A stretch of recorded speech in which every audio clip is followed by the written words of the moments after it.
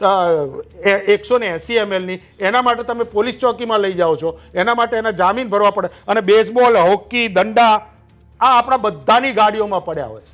કોઈ પણ જગ્યાએ કોઈ પણ મંત્રી આવું કહી દે કે જે દારૂ પીતો એ મને મત ના આપે, માતાજીની સોગંદ.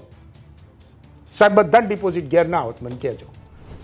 દારૂ ફ્રી મળે તો સરકાર બદલાઈ જાય, અને દારૂ પૈસાથી મળે તો અર્થતંત્ર બદલાઈ જાય. પીએસઆઈ અધિકારી એવું કીધું કે હું કોઈનો ફોન આવે તો હું ના ગણકારું, પણ એની ઉપર પીઆઈનો ફોન આવે ને તરત છોડવો પડે.